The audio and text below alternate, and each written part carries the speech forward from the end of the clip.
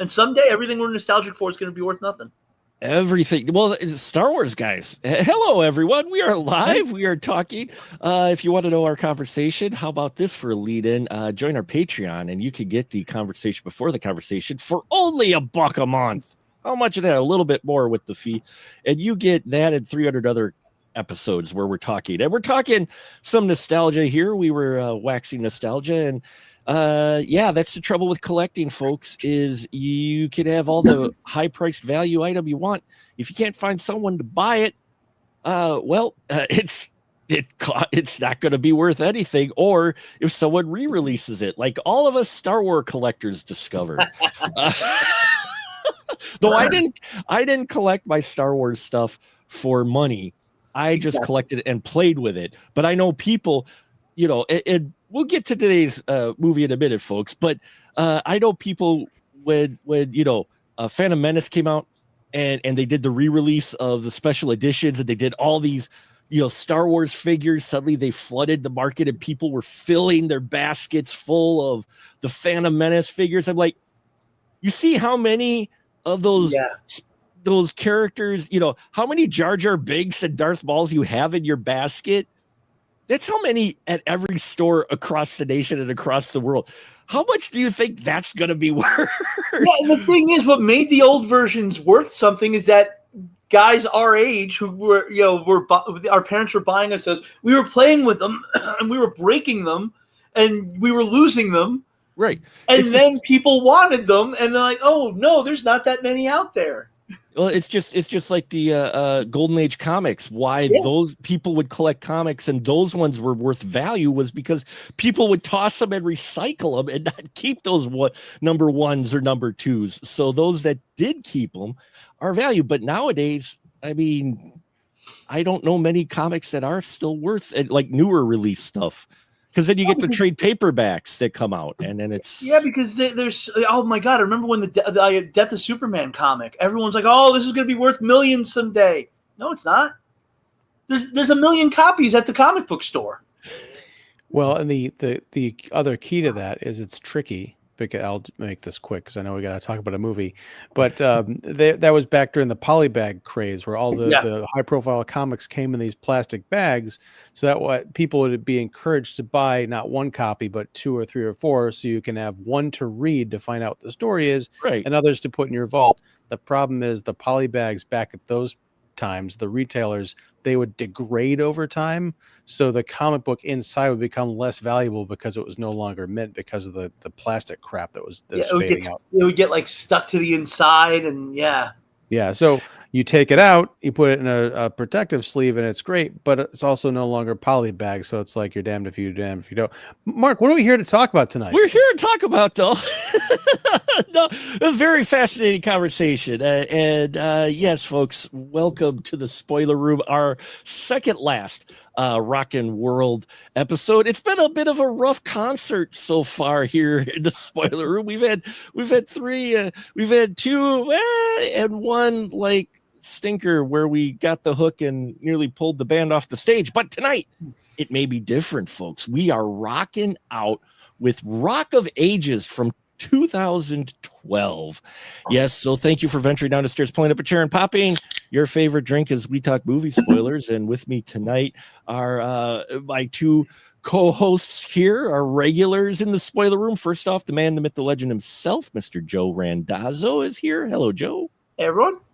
So glad to have you. And my right-hand man who keeps coming back for more. And he may actually be happy he came back today for today's movie, which is Rock of Ages. But he may not be happy because tonight I'm going to make him do the synopsis of Rock of Ages. Yeah, I do standing on my head. But hi. Hi. You want me to just launch into it? By all means. Okay. Well, you've got 1987 is the year this movie was set. It is what's known as a jukebox musical. So unlike Across the Universe, well, first of all, this is an actual film, but Across the Universe was based entirely on the Beatles catalog, whereas this jukebox musical, as you might imagine, is, you know, songs you might hear from a jukebox, lots of hits from a very particular era. In this case, it's the 1980s. So you've got Sherry Christian, played by Julianne Hough, who comes to Los Angeles to make it big. She meets Drew Boldy, played by Diego Boneta, who is working at a famous club where a lot of big acts have been covered, or kind of been discovered, I should say. And this bar is on the brink of bankruptcy. It is run by Alec Baldwin's Dennis and co-managed by Lonnie, played by Russell Brand. And the club launched the career of Stacey Jacks, played by Tom Cruise, who was a legendary rock star dating back to the 70s. He's in a band, but the band is breaking up and he's getting ready to go solo after all these years. So one big last concert, and the Stacey Jacks' sleazy manager, played by oh my gosh, why Paul can't Giamatti. Paul Giamatti playing Paul. I think that's why I got his name mixed up. He rips off the club. There's this whole misunderstanding and drama about, between Paul and Stacey and Dennis, and their kind of past relationships. There's the budding relationship with Sherry and Drew, which gets complicated because Drew believes that Sherry had an affair with Stacey Jacks, and on and on and on. It's easy to give this synopsis because it's literally every this kind of film that you've ever seen, or kind of teen drama TV show, but it's got a lot of great music, kind of a subversive attitude.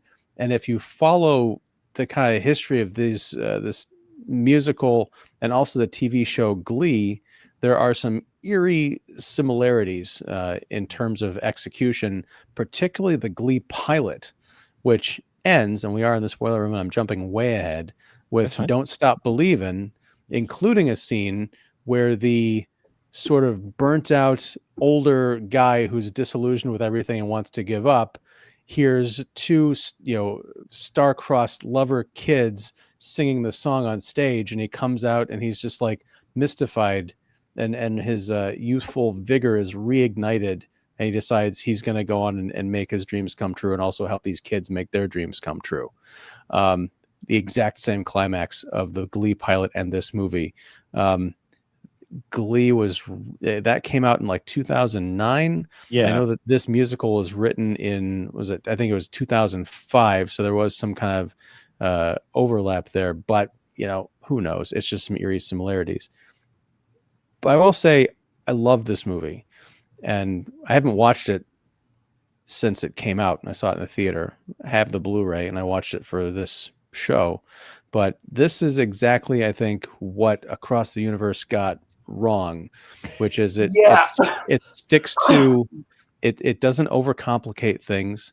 It knows exactly how to use the music, and it also does the Glee thing, which is instead of just a pure jukebox where you're playing one hit song, this does a lot of mashups where you get two, sometimes three songs in a scene with different characters coming at it from different angles. And it also recontextualizes a lot of this music into the drama that's going on. And you really hear the lyrics and like, wow, I never knew that this song was really about that. I just heard it on the radio and kind of like was bopping along, but there's some dark shit going on in this movie. It's not perfect. Well, at least in my estimation. So there's some kind of easy pot shots here and there, but overall, I think it's really fun. And Tom Cruise, man, between this and Tropic Thunder, like I think he shines the most when he just does these goofy character things, because it's Tom Cruise, which means he's not just going to show up for a goof. He like builds an entire character and a way of moving and rocking. Whereas like, yeah, I believe that Tom Cruise exists in this universe. I also believe there's a rocker named Stacey Jacks whose concert I could go to and probably would.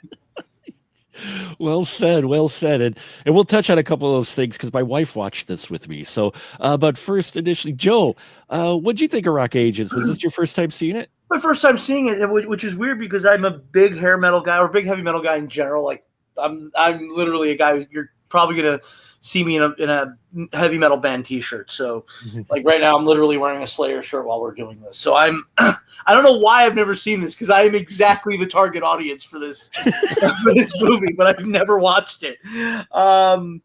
But yeah, I was saying afterwards, I was like, it's a love letter to the greatest era of music ever, because And Sean was like, yeah, but for every White Snake, I'm like, well, hold on. For you to finish that thought, you'd have to say for every White Snake, Bon Jovi, Quiet Riot, Rat, and you'd have to go down and down a list for half an hour and be like, for all those great bands, that it's going to take you 15 minutes just to name them all.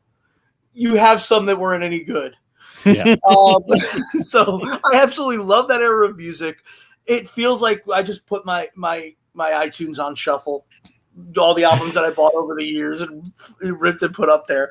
So music-wise, I was good. And the story, like Ian said, and like I think I messaged you guys in the group chat, it's Kiss. Keep it simple, stupid.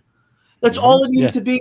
You didn't need this to be a fucking statement on Vietnam. You didn't need this to be a statement on the assassination of Martin Luther King. Why were you trying to do that in 2003? Those events happened 40 years ago. Everything that could be said about those events was stated. You know, and you weren't gonna make any new statement with your goofy Beatles musical. And I love the Beatles. I love the Beatles music.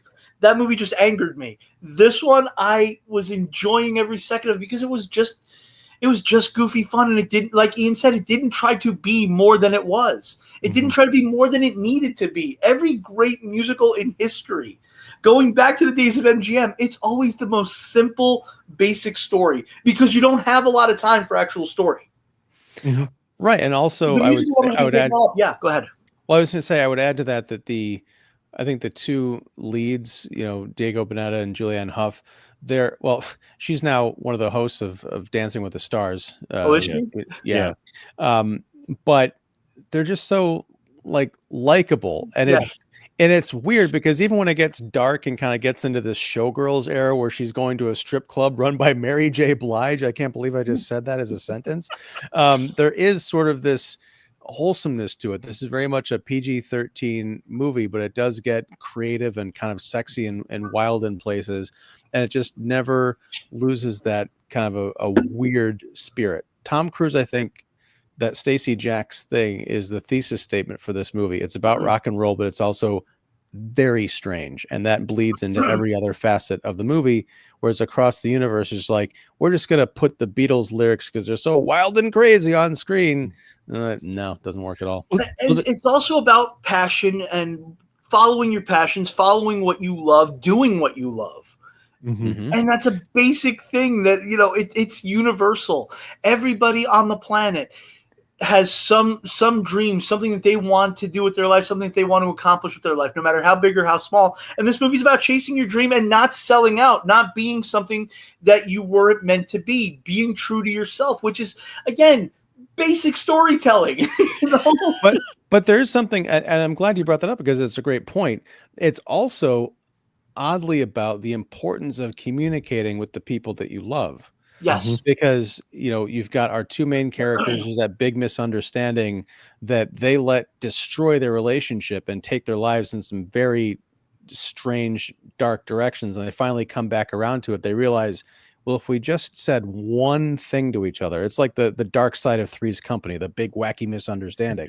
We also have Stacey Jacks, who's going through an existential crisis, and everyone thinks that they know him, but he barely feels like he knows himself because he's been swallowed up in fame, which is a theme that we've seen in other films this month, but much better executed here. And then you've got Dennis and Lonnie, who finally figure out how to communicate their love for each other that goes beyond a platonic friendship.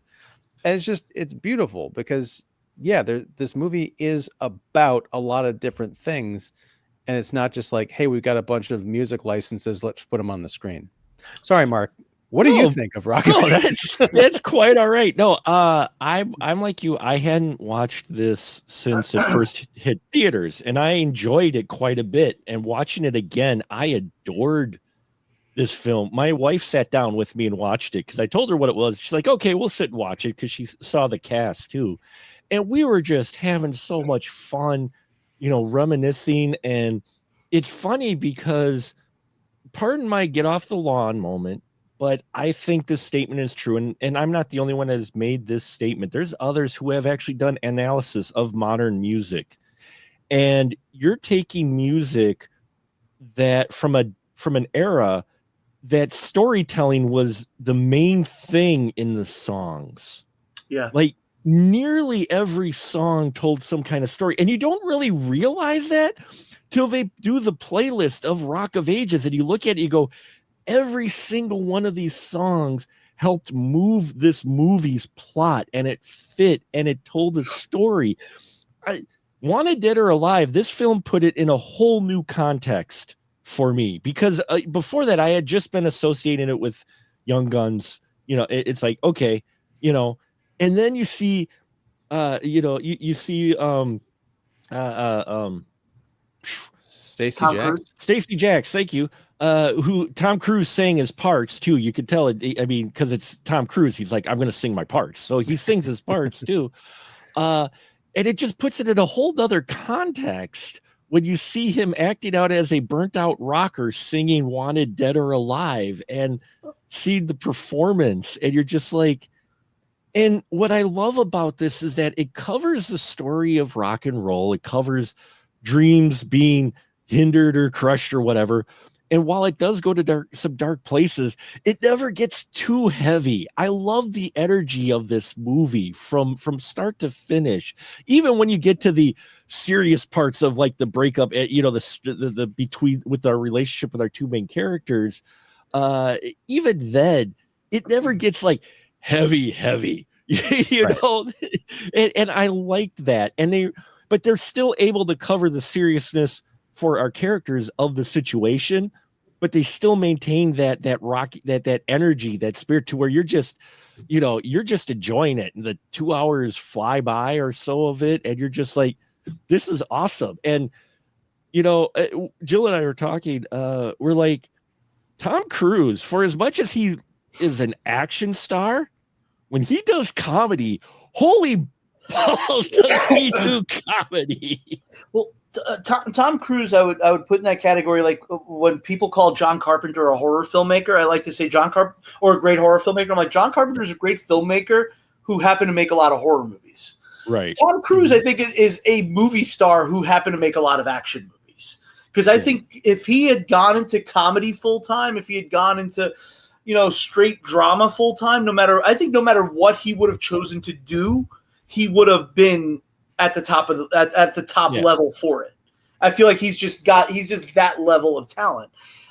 He just fell into, I mean, and this is just in the last 30 years, because before that he was doing the you think of Risky Business, in that era, and then he did have his straight drama era, and then he like after Mission Impossible, it kind of became like, okay, he's going to be the action guy who's just psychotic enough to do his own stunts. Well, I mean, he's always been kind of an enigma, because the Mission Impossible franchise has been going on for 31 years at this point, but he would always pepper in other projects. Like he was in Michael Mann's Collateral, playing a completely original and awesome character. He did Tropic Thunder, as we mentioned. He did this movie. He did Magnolia for Paul Thomas Anderson. And in every single time, it's not like he's getting credit because it's Tom Cruise doing something unexpected. He's getting credit because Tom Cruise is doing something amazing in an unexpected role. It's not like he's getting credit because he's a name. It's like, wow, I didn't know that an actor could do that with that material. Yeah, he embodies every story of a burnt out rocker you've ever seen, is all input into Stacey Jacks, the odd pet, the existential things, the burnt outness, yet also the womanizing and the debauchery, and yet him seeming all like just numb to it all. Which is that great scene where he sees the Rolling Stone reporter, and he's walking, just some girl just runs up and just starts making out with him, and he's just like, one minute. Mm-hmm. What it's also the sheer physicality of it. I mean, he creates like this. It's like there's a snake trapped inside a human body, because you just look at the way that all of his muscles you can see working. Like when we first meet him, he rises up out of a bed, like surrounded by all these like half naked women. And Paul's like, it's time to go on stage. He's like, I am on stage, man. Well, I mean, that's also, because Stacey Jacks is a character, so he is on stage. Yeah. That's not the real person we're seeing. We're seeing the persona that he's got to put out there. He moves a lot like Steven Tyler. Yeah. Well, he might have been the basis, or Mick Jagger even. You know, Well, they've got Scott. Oh God, what was his name? Scott. From Rolling Stones. Not Rolling Stones, from Stone Temple Pilots. Scott Weiland. Oh, like, he's kind of slithering around. He moves a lot like a lot of those guys. They, from when I think of those guys, I think of the performance. Like they're on stage, kind of moving around like that. I mean, everyone can do their Jagger, but this is moving around like that without the swagger. There's something like very intentional and kind of muscle movement-y when Stacey Jacks just walks through the world. They bring out that jaggerness. Or I'm glad you brought up Scott Weiland on stage. We do get a couple of those stage performances, and he goes all out. But there is something otherworldly about what he brings to that character, just like interacting with people in a room. On top of the fact that he's got a monkey sidekick named Heyman. Who at one point shows up wearing Muammar Gaddafi's outfit. I don't know what's going on there, but I loved it. Phenomenal. I loved it. I loved the monkey. I loved the baboon. He was great. Apparently, Tom Cruise based his character off of Jim Morrison and Axl Rose. And if you say that, you could see, especially the Morrison part. I could see the Morrison part for sure. You know, but I mean, this whole cast, he's not the only one that has comedic timing. I mean, Russell Brand is a guy who is hit or miss, but him and Alec Baldwin, comedic chops, hello. Again, he's he's another one of those guys that he was, especially in his younger days, you'd see him in more varied roles. Here, at the very beginning, I was getting Glengarry Glenn Ross vibes when he was just kind of figuring out who Sherry was, just like breaking down her character. And I was like, oh, okay. So, and I thought he's going to be the guy from the first scene of Glengarry Glenn Ross for this movie. And no, he wasn't. He was completely he was kind of like Anthony LaPaglia in Empire Records. There's as much Glee as there is in this movie. There's a lot of Empire Records in this movie. Yeah. Which is not a bad thing. I love that movie. And Tower Records was called what the stand-in for Tower Records was called Empire Records. Yeah, which might have been a direct reference. Well, I mean, when you have a musical and you have Our Lady Sherry, who's from Kansas, she shows up in L.A. In '87 on the Strip, so something bad is because she's all. I love too the costume designers and the production designers. Mad props to them because somehow they managed to make her look like, even though she doesn't have a light constantly following her, she's going through like the dark strip where there's people getting robbed and pimps and prostitution and all this. Yet she looks like she's just like this cutout light bright type of character, but she's going through, and the biggest thing for her that happens isn't that her luggage gets stolen with all of her clothes or whatnot. No, this is a rock musical based off of rock music, and so what's the biggest thing? Her rock vinyl collection is stolen.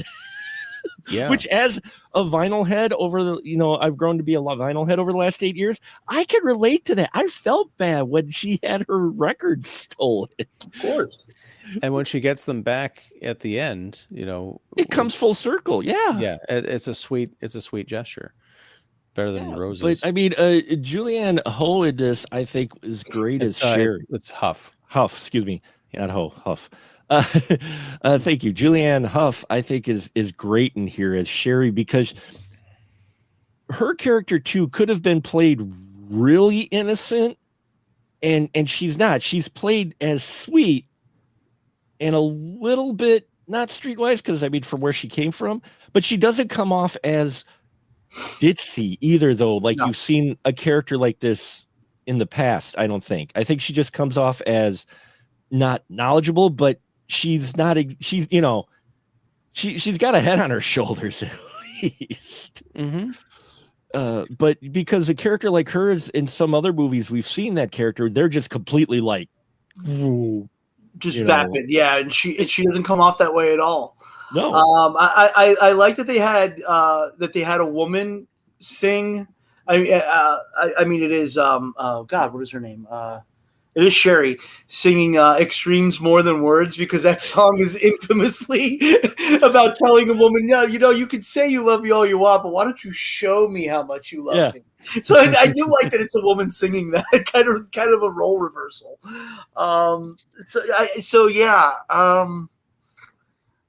That's definitely not naive. That's very much a modern woman of 1987. Yeah, and and we see her character go through maturity. It kind of similar to a Grease move almost to where near the end, she ends up getting, in this case, realizes that once she quit the bourbon room because she had a breakup with Drew. She's looking for a job, and as you said, Mary J. Blige shows up because I'm sitting there going, I saw her in the credits, like, where's she showing up as? And then she shows up at this wonderful moment, and takes her in, and she's going to be a waitress, and they're like, yeah, you can make scratch as a waitress, but up there on stage, and it reminded me a little bit of Chicago, in a way, that sequence in there. And she realizes, oh, I could be a stripper. And guess what? They can't actually grab you like they do when you're a waitress when you're on stage. And I make more money. And it was just the way they contextualize everything in here to where you just roll with it. Like, yeah, okay. Because they also use the music, which was very appropriate when you're talking about our rockers or the the ladies and the mayor who are against rock and roll with Catherine Zeta-Jones and Footloose, which is another. Yeah, so we're kind of pulling from everything, but they somehow make it work. Well, and it's Julianne Hough was also in the remake of Footloose, which came out the year before this movie, and that's one of the rare cases. I thought that was a great remake, like a truly great updating of that film. But I will say that's the one thing that I didn't like about Rock of Ages was the Bryan Cranston, Catherine Zeta-Jones conservative Christian thing, because they were like everybody else in the film, like all the other archetypes that we get were presented with them, but we show that there's more to them. In the case of these characters, we show that there's less because they are, Bible thumping political hypocrites ultimately. And I'm sorry, that scene where Bryan Cranston is getting, spanked with a rosary in the office. I'm like, yeah, wouldn't it be great? Let's just say, put any other religion in there. Hey, we've got a bacon wrapped Quran that we're going to spank you with, just stop. This movie is better than this. Fair enough. But but they're also played off the angle a bit of the conservatives that were against rock and roll back then, the way they presented them. But I get what you're saying is that just do something with it, because it's a Ned Flanders cutout. There's nothing more to this. Whereas, with like we mentioned before with Dennis and Lonnie, you get a layer to their characters that, it's this gay romance, which, for two big Hollywood actors at the time, even though we're still talking about 2012, it was kind of a big damn deal that they would, give them that depth and not just make them into a joke. You've got Stacey Jacks kind of coming out of his own, coming into his own by getting out of his own skin. You got the star-crossed lovers. Like there's layers to everything. But when you get to the villains of this movie, who honestly, you could have taken that entire plot out. Yeah. And the movie would have been a half shorter and it wouldn't have changed anything. Yeah, you could really take the conservative. I mean, they were putting that in there because it was a thing of the time, but at the same time, you could have literally had it as a background and not have any main character with it. Just have your generic protesters across the street, or have nothing. I mean, like nothing. I didn't believe that there were people in Los Angeles protesting, the whiskey or the bourbon in the 80s. Yeah, I mean, you had there were though. You had the Satanic Panic in the 80s. You had this. Every one of these bands was in league with the devil. Right, but this was not explicitly tied into the Satanic Panic. There was the idea of the corruption of the youth. I mean, I think they mentioned it once, but again, if you're going to go for that, go for it instead of this generic nonsense, because I didn't believe They didn't make me believe that that was happening in the same way they made me believe that everything else in the movie was happening. And I also think that Catherine Zeta-Jones is, oh God, what was the politician's name? He's a huge anti-gay politician, huge right-wing anti-gay politician, and he tried to solicit sex in an airport men's room. I don't remember his name right now. Oh, he was like a senator or something. And at the end, you find out that she's basically a take on that politician, which would have been like, what, 5 years before this movie came out? God, I wish I could remember his name right now. Wasn't it Ted something? I feel like it was the guy who was featured in Jesus Camp. I could be wrong. Which also would have been around the time that this happened. So it was also a play on that, a play on the lady doth protest too much politician, which oftentimes when you get these politicians who are severely anti-gay, we need to make laws against homosexuality and all this stuff, it always turns out that they're closeted. Go figure. Not always. I mean, that's the thing is like, again, that plays into this kind of media narrative about what's going on with those politicians, because it's easy to say that, oh, you're so against this, you must be the opposite. But that's never applied to the opposite side of the aisle, right? True. Well, how would you apply it to the opposite side, though? Someone who is very much, I mean, if you want to get into it, we can talk about people who are, very pro-environmentalist and everything, and the world's gonna end because of climate change, and yet they all have like these multi-million-dollar like beachfront properties. I mean, that's the Al Gores of the world, or people who are very top preaching it. The champagne socialists, right? Who are like Bernie Sanders, limousine liberals. Yeah, but Bernie Sanders is like, 15 years ago, is like, we've got to get rid of all the millionaires and tax them all to hell. And now he's a millionaire himself. So he's like, we got to take care of the billionaires. Yeah, they're the problem. Just rampant hypocrisy all around.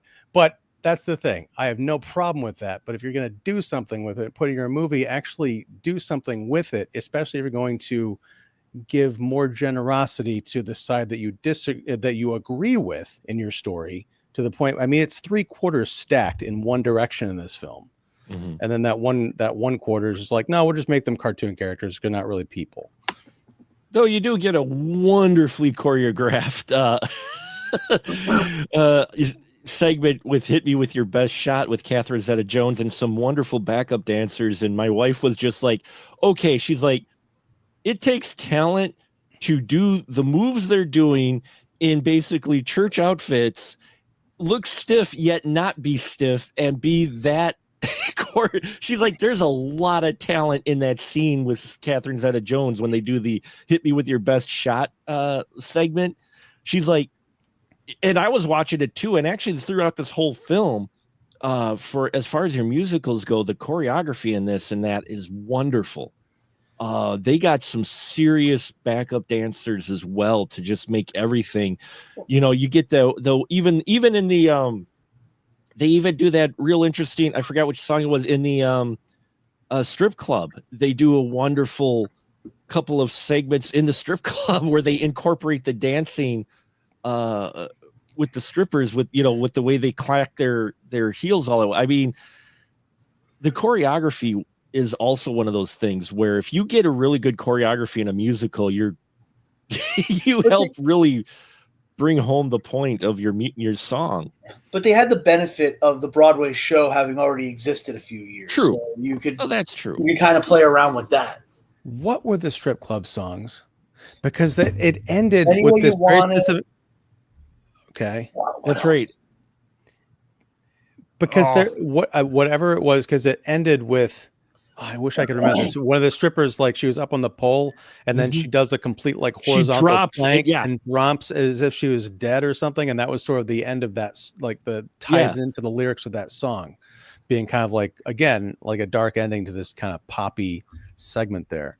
But yeah, it was nice touch. It is, but a lot of them. But again, you're pulling from really. Any Way You Want It was one of them, and then it was Shadows of the Night and Harden My Heart were the songs that were in the strip. And also Here I Go Again was kind of it went from the strip club to Paul Giamatti signing our lead. Drew. to Tom Cruise. It kind of went between all of them.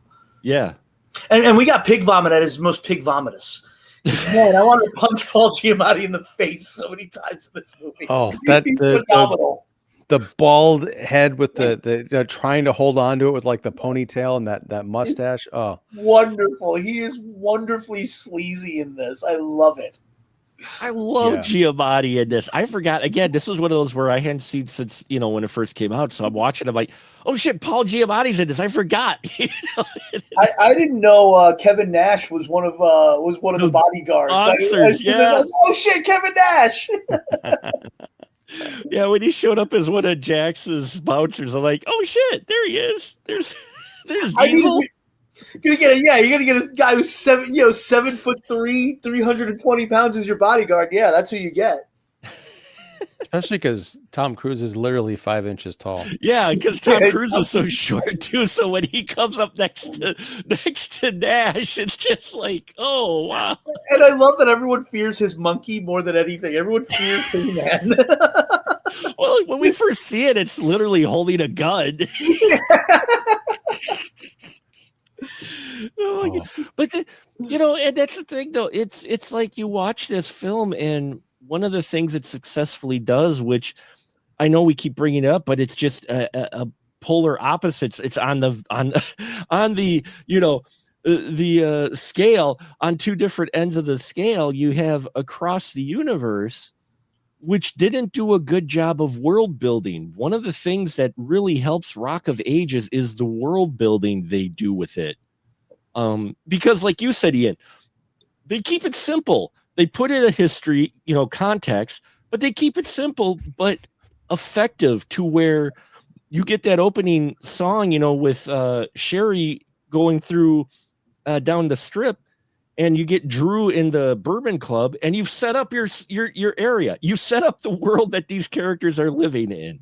And that's where we pretty much stay for most of this film. And that's what makes it work, because when you and it's a problem I have with movies in general now, is when they try to get too big, you start to kind of lose focus. This all takes place on the Sunset Strip, although they don't call it that. Because the Bourbon Room is obviously the Whiskey A Go-Go and the Viper Room combined, but that entire area. And I used to live in LA. I'd go up to the Sunset Strip all the time, and that is basically still in 2011, 2012. It's hair metal heaven still. Like a friend of mine who used to bartend at the Hard Rock Cafe was in a band, and he was one night he went for dinner at the Rainbow, which is right in that area. It's in it's in that block with all those clubs.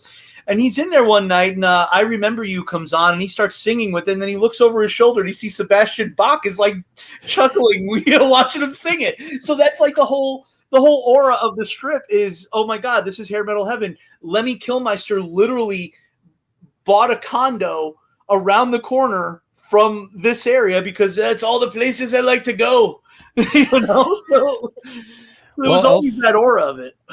Well, we get a cameo with Sebastian Bach and Debbie Gibson. And there's the crowd scene at the very end, which I was like, is that Sebastian Bach? That was so cool. And he was probably just there. He probably lives around the corner. He probably saw they were shooting a movie, and they're like, oh, hey, Bach, you want to be in? I have my side card. Let me in. Sebastian Bach, formerly also of the Gilmore Girls. He had a recurring character on that show.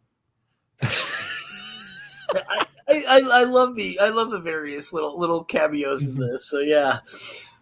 And actually, I kind of was a little nostalgic too, because I did a while at the Rainbow on a date with someone, fell completely in love with her. We were singing, oddly enough, There's No One Like You by the Scorpions, because it came on and we just both started singing to it, and we just kind of connected. Yeah, just kind of hit it off. So maybe that's part of it for me, is I'm nostalgic for the Sunset Strip, not even 1987, like 2010, 2 years before this movie came out. So because I moved out there, I was flying back and forth in 2010. I moved out there in 2011. I just it's expensive. That's the yeah. If I could live out there, I would hit the rock clubs all the time. Well, there is. I mean, there is a nostalgia here, but whether or not you cared about, I feel like they could have made this movie in the Beatles era. There could have been an across the universe, but with this kind of writing and character sensibility, it makes you nostalgic for your first love, and that's the. It's kind of universal, yeah. And that's I think what makes this work is that they didn't try to completely rewrite it. They didn't try to, to reinvent the wheel. They just went, what works in musicals? A guy falls in love with a woman. That's every musical you've ever seen. That's Hello Dolly. That's Guys and Dolls. That's everything. Well, this is freaking Grease. You've got it's all those. Well, I mean, it's all those, but you literally have, Olivia Newton-John, aka Sherry, and who's a little more, not rocker, like she comes from small town, and then you have, you have your greaser, or in this case, your rocker, Drew, Wolfgang von Colt. I mean, or if you want to take it back a little further, she's the slightly more conservative woman who's with the with the local Salvation Army chapter, and he's the Marlon Brando. He's Sky Masterson. So you just keep.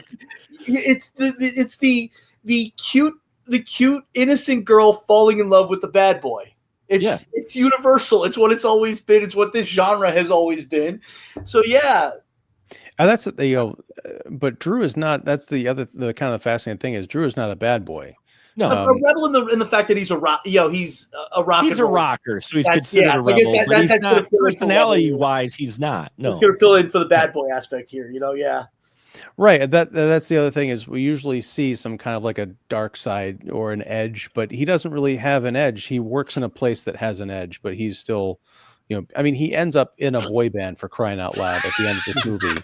I love they even put the eyeliner and shit on him that's why I'm saying the costuming and the production design for this film, what you might think is, it's just a rock musical. If you look at how they captured that period of time and costuming so well, it was like you look at that boy band, you're like, that's every boy band style.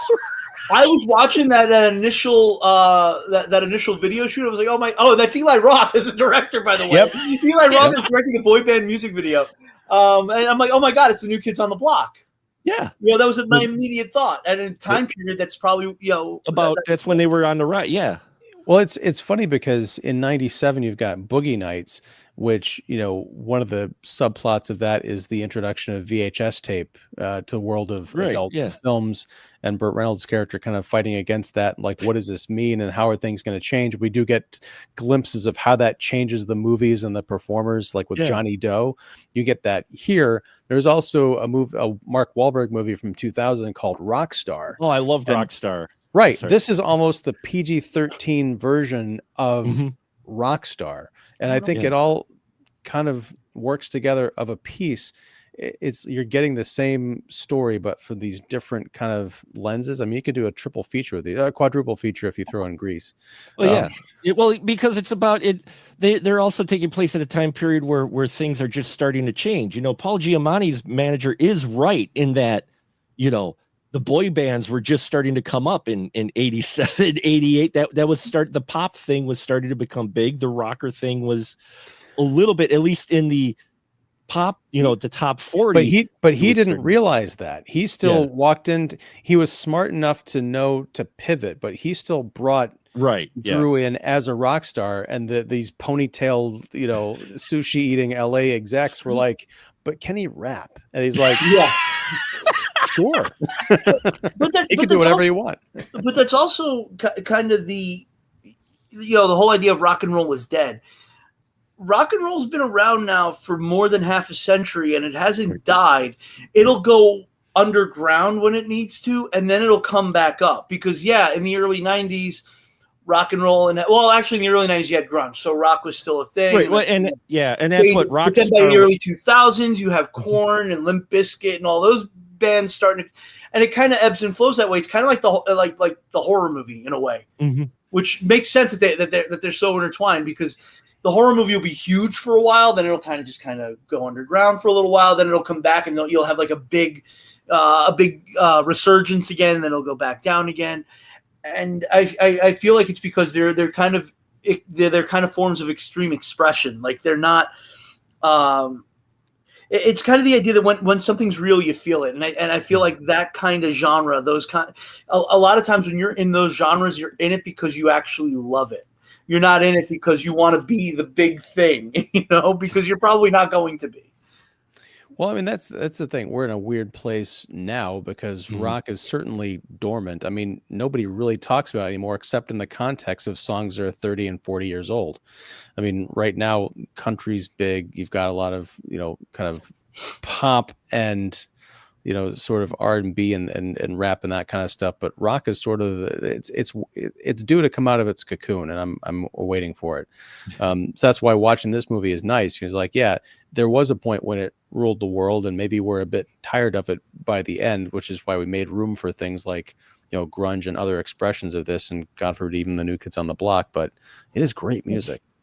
It is, and we're just gonna pull over to the side real quick. Talix is here with us. Hey, Talix, so glad you could join us. It said Grease 2 is better than Grease. That's a bold statement for some out there. I think it's the first time I've ever heard that. And Little Shop of Horrors sort of gender swaps that, and with the love interest, yeah, they do kind of a little bit maybe with that, where you have some changes with your characters, at least with Little Shop of Horrors. But and in this one, they're both kind of pathetic though. In Little Shop of Horrors, they are. They're both. It's two pathetic folks fighting love in each other. Yeah.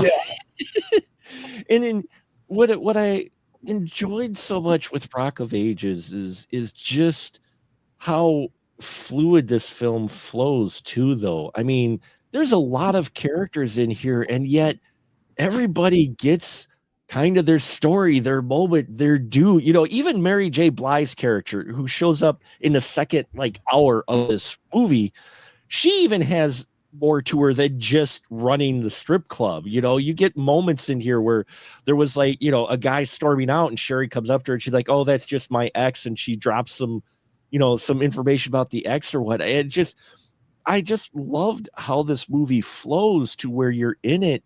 And it's not just nostalgia, it's just an effective storytelling. And as we said, simple, effective. It's using tropes, but I think, and critics, we're guilty of using the word trope or whatnot as possibly a negative, but there's a reason why certain tropes in storytelling have been used over the years, from Shakespeare till now. I mean, the thing is, there's only so many completely original stories you can tell, and there's the school of thought that everything that we're going to get now is just going to be a variation on something we've already seen. I think what you need when you make these kinds of movies is what this movie did. It focused on a specific place and time, a small amount of time. Mm-hmm. It didn't try to define an entire era, an entire decade, which I think was the mistake of Across the Universe. Because I think had Across the Universe been a simple story about a guy and a girl falling in love with the Beatles soundtrack in the background, it would have been fine. Or maybe choose one of the things, choose Vietnam, or choose the civil rights movement, or choose, whatever thing that happened in the 60s you wanted to. But when you try to shove everything in like that movie did, all of it means nothing. Mm-hmm. And right. I think Ian said it last week. It's the thing about the blues. It's not enough to know what notes to play. You need to understand why those notes need to be played. Yeah, the Carlin quote. Yeah, it was a Carlin quote. Yeah, and as far as knowing what needs to be played, I brought this up earlier, but I think one of the things that really helps this movie and elevates it is it's full of great songs. But again, there's songs that you listen to on the radio 1,000 times, but you're mostly paying attention to the beat or the chorus. You're not necessarily picking up on the story. Mm-hmm. In a musical, a lot of the music is spoken.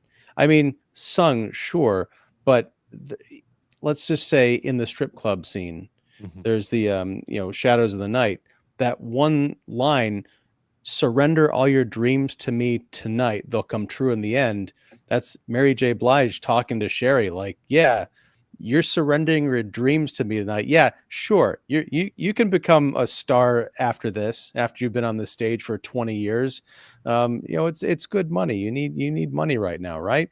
It's a sad line, but in the context of the original, Pat Benatar song, you're like, yeah, it's kind of fun. I don't know exactly what it means, but in terms of what the screenwriters thought of this movie, it means something, vivid now. Well, and they also, I think it was at the beginning of Any Way You Want It, maybe, or maybe it was Shadows of the Night. She actually took the lyrics, but she assigned certain performers names to that phrase. And it worked. She, instead of just going, basic and just leaving it kind of enigma, she goes Sherry, and then she said the phrase, and it worked. It's like, I've never thought of it like that, but that worked. And it worked well. The one thing, and I got to be fair because we brought this up as a criticism last week, and it bothers me intellectually, but it doesn't bother me as a matter of heart in this movie. Because as we discussed last week in Across the Universe, the Beatles apparently did not exist in this world. Right. People were just singing their songs apropos of nothing. Yeah. In this world, it happens at the very end, and it was a needle scratch for me. When Stacey Jacks introduces Drew on stage, Drew and Sherry said, hey, I want to introduce everybody a song that they wrote, and we're going to sing it for you. It's Don't Stop Believing. I'm like, oh no. Journey doesn't exist in this universe. That's the only bad, but by that time, you're right. I mean, as far as heart and emotion and the way it's used, though, I didn't mind that at the end, because I was like, okay, especially when he started writing the lyrics to it or whatever, he start, because they're at the Hollywood sign, and that's when their budding romance was, and he's like, well, I've been working on a song, and she's like, oh, see, and he starts with just a small town boy. I'm like, oh, okay, that's their, I like that he doesn't know how to continue the song, so it just goes on and on and on. Yep, yeah. That eventually becomes part of the song. I love that. But that's one thing about this movie that I think Across the Universe lacked.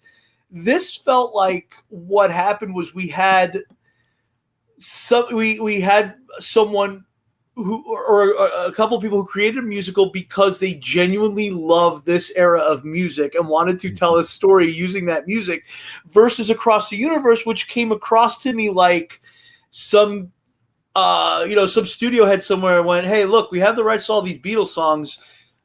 You two, go write me a screenplay go write me a musical with these songs. It just felt, it didn't feel like something that somebody actually felt passionate about. It just felt like Mark, you said, every major world event that happened in that movie had no weight to it. Meanwhile, this, you feel bad for a random girl and a random guy working in a fucking club breaking up, and that made me feel more than one of the main characters in the other movie getting sent off to Vietnam, because it just felt so shallow.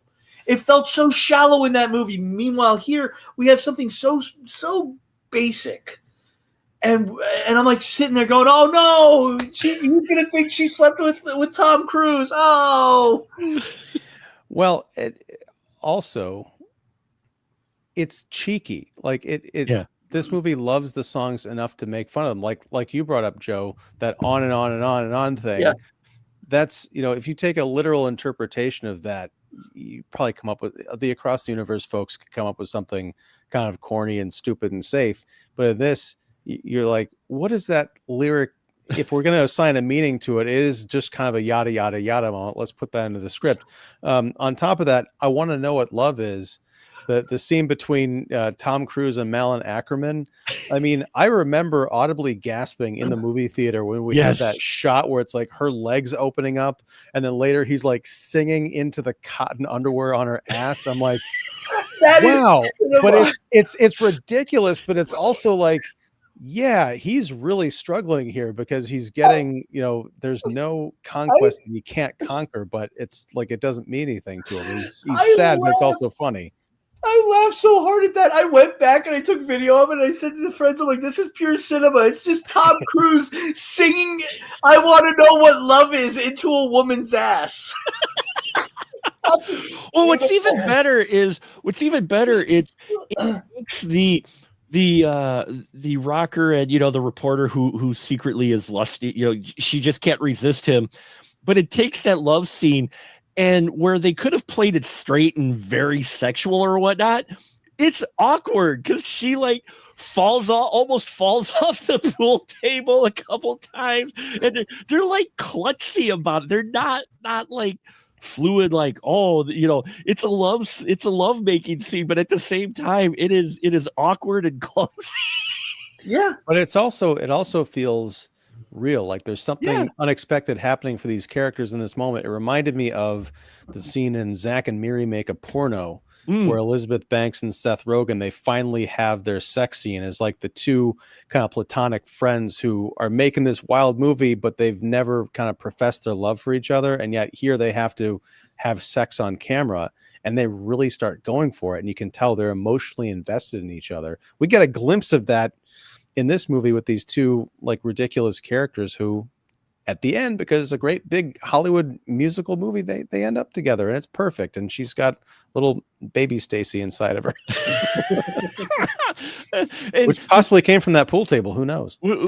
But what's also great about that is you have Stacy who's happy about it. We don't have like any scene where, he just ignored, they end happy. We have a happy ending here to where we see, everybody, we see Dennis and Lonnie are together still running the bourbon room. We've got Drew and Sherry ending up together, and we even got Stacey Jacks, who was on the ropes and looked like he was on his way out and going to burn out and fade away, finding it in the woman who wrote a scathing piece about him in the Rolling Stone magazine.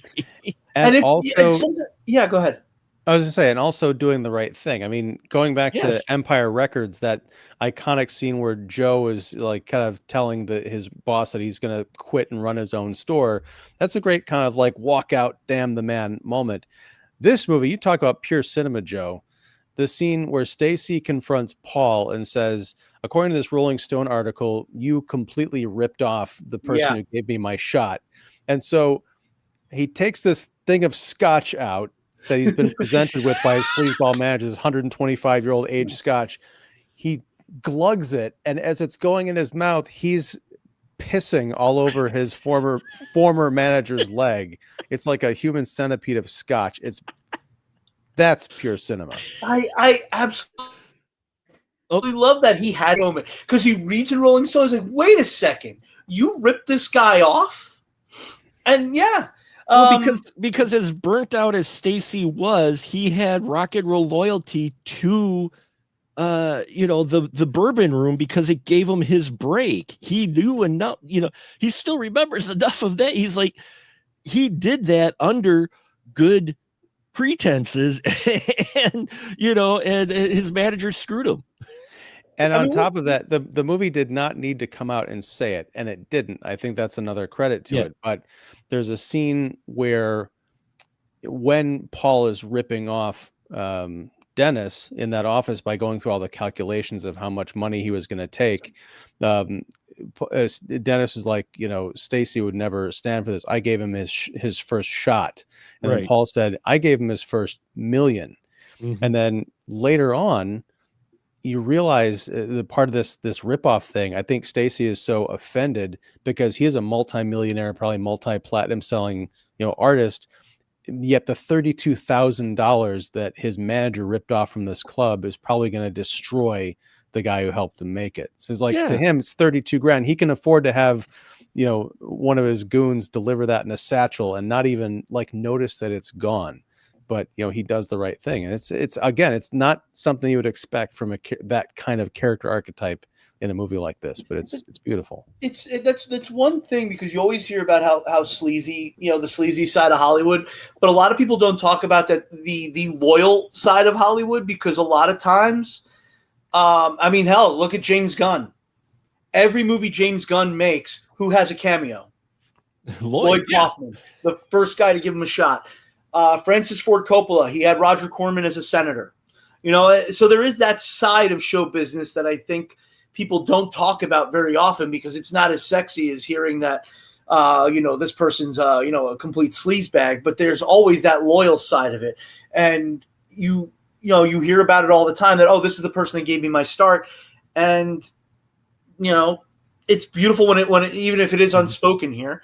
So yeah, I really love that aspect of it. I love that he just hand delivered a bunch of cash, or you had his monkey and his bodyguards bring it over. Right, but I just think it's a credit to the screenplay that there wasn't a big scene where Tom Cruise explicitly states, "I'm a multimillionaire. The 32 grand doesn't mean anything to me. Just give him the money." It's just all there underneath the surface inside of this great screenplay.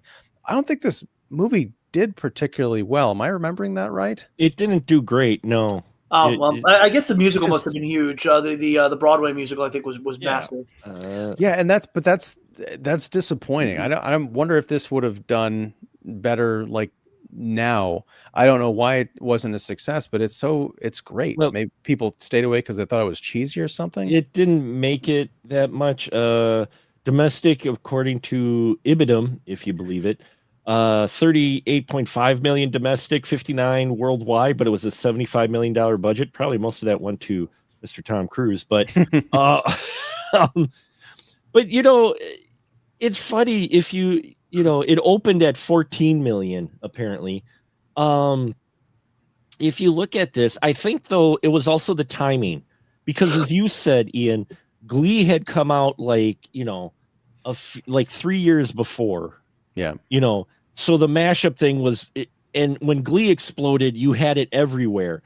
The modern musical had become a standard for a while, ever since like Moulin Rouge and that bursted on the scene. Suddenly you had Chicago and you had all these other musicals. I think this is the same year as Pitch Perfect too. Yeah. Not Pitch Perfect 2, but Pitch Perfect. No, Pitch also. Perfect. Yeah. So I mean the musical, it was a very saturated market. Yeah.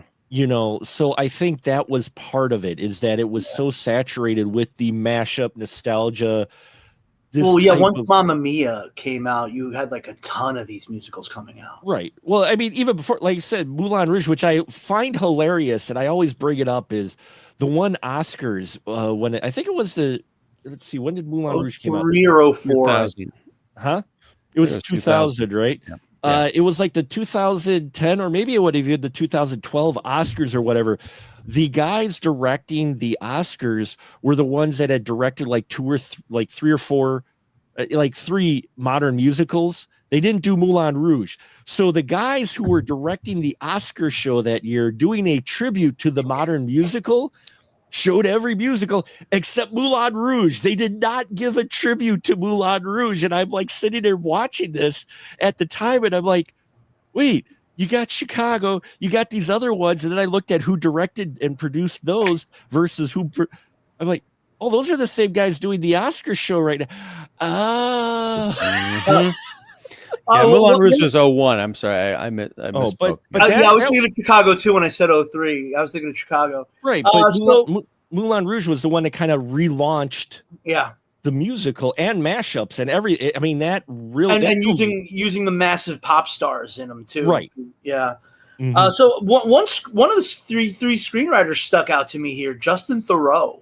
Yeah. Yeah. Who would have been? It makes sense because he would have been in 1987. I looked it up. He was born in 71. He would have been the exact age that would have loved this music in 1987. Yeah. It does make sense that's who's going to want to do this kind of heavy metal musical.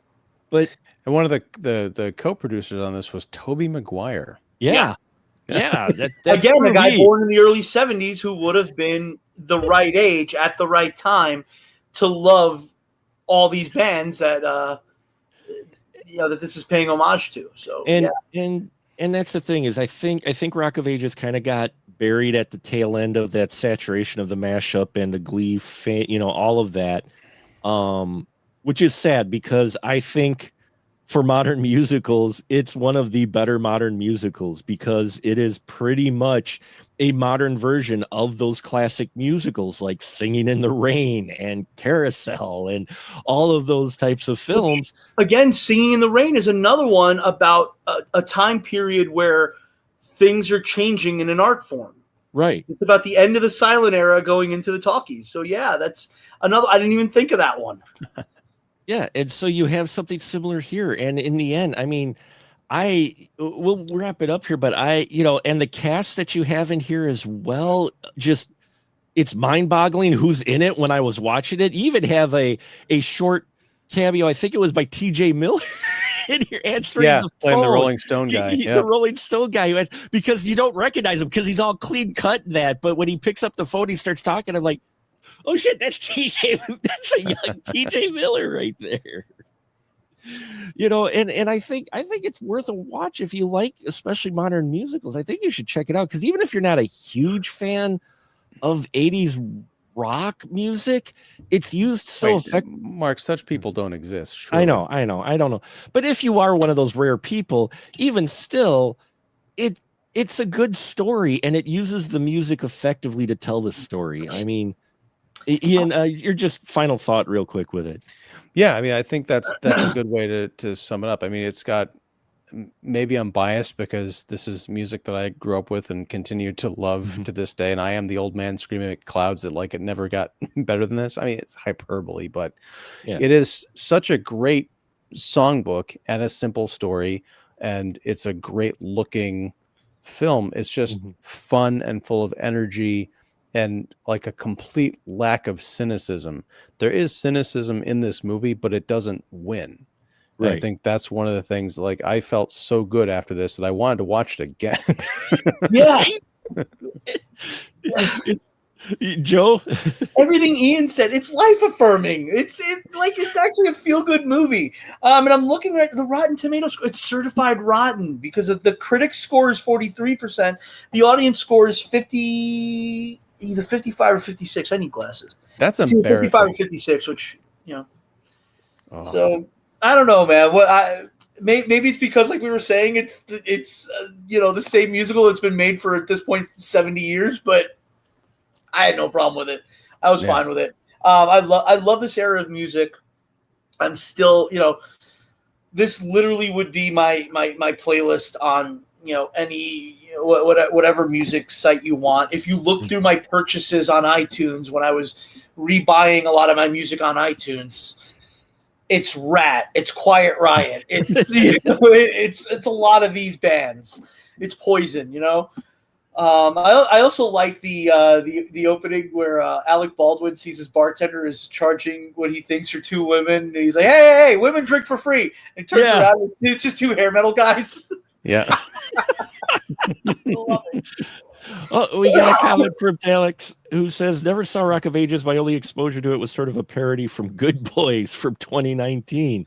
I don't know what Good Boys is. I'm not familiar with Good Boys, but now I want to check it out to see what parody they had in there. But Talix, if you like 80s rock music or just like a good musical at all, and that's the thing is, as I mentioned earlier, I think critics, this has been done before, this used it before. I'm like, it's effective. There's a reason why A Star Is Born is remade like every 15 years or 20 years. I saw a joke about that. They're like, it's a movie that comes along once in a generation. Literally once every generation.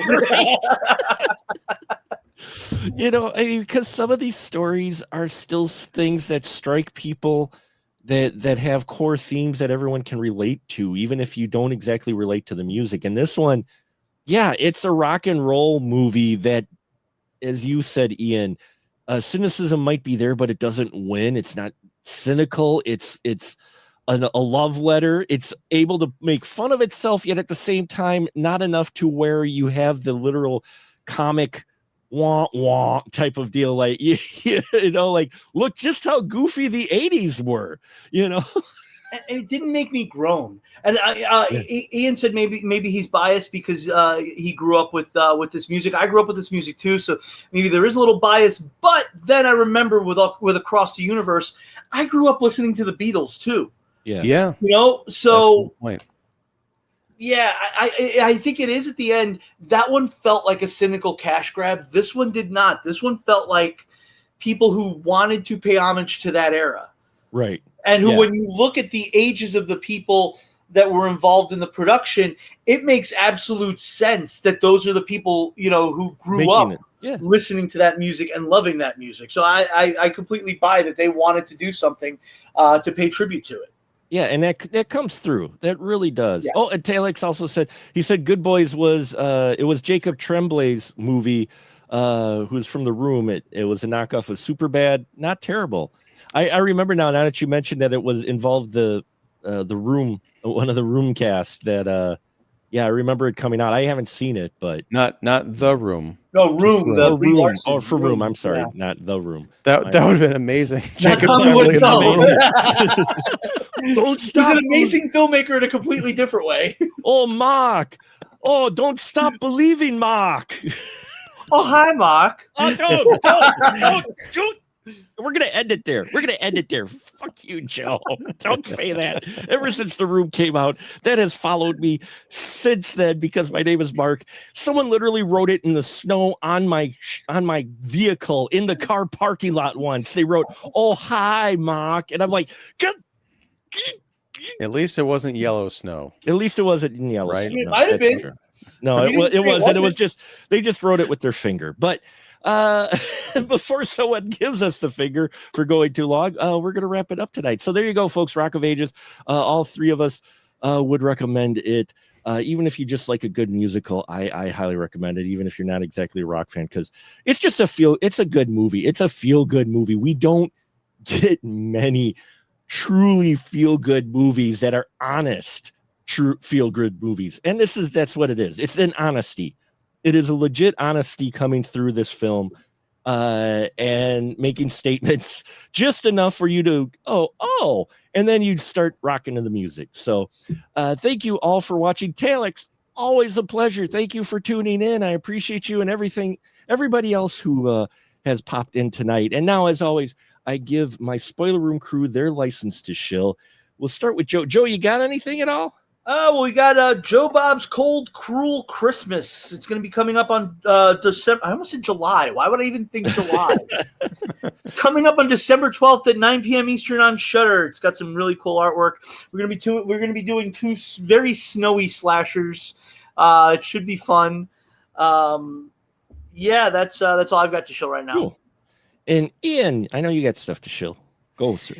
Not a whole lot, actually, because it's Thanksgiving week, so going a little bit light on kicking the seat. In fact, our weekly live stream is not going to be Wednesday. It's going to be Black Friday, which, it's good, I guess. It's summer, you're thinking it's spring. True, I know, right? You are. What's going on? This time period's all whack, but we're going to be talking about Wicked for Good. I know it came out last week, but we're finally going to get around to talking about this sequel. So that'll be Friday the 28th of November, 2025 at 8 p.m. Central. And I'll be doing other stuff, but it's a strange week. Yeah, well, it's a holiday week and weeks usually are. And thank you so much, folks, for tuning in. SpecialMarkProductions.com. I recorded 7 reviews on Saturday, and they are all dropping this week, one a day. So please check it out. I have right now 2 that just went live. I saw the films at the Waiawega International Film Festival, Psycho Fest. I saw a wonderful, slow burn, interesting film called Interaction, which if you get a chance to see it at a festival, do it, because it is not what you might expect. And it's really one of those slow burn, uncomfortable horror films. And then I saw a great short from a Milwaukee filmmaker, and it's called Sisterhood. And it was a short film about a slasher where 2 girls come across a killer in their sorority. It was a very entertaining short as well. So check out all of that on the channel. Please like, subscribe, bells and whistles. We are very close to getting to 8,000 subscribers by the end of the year. We are at a little over 7,600 right now, and we can only do that. Crossed 5. With all of you out there. Next year will be our 20th anniversary. And next week will probably be a really horrible musical, but it's one that everybody has said that it's a cult. Looking forward to this one. It's a cult classic because it's so bad. The Bee Gees tribute to the Beatles. Sgt. Pepper's Lonely Hearts Club Band is next week. It's a movie that has George Burns in a polyester suit with a guitar. And that's all I'm going to say about that one, folks. You'll have to wait till next week. So thank you so much, as always. Appreciate every single one of you. And until next time, we'll just say a good night, everybody. Good night. Good night.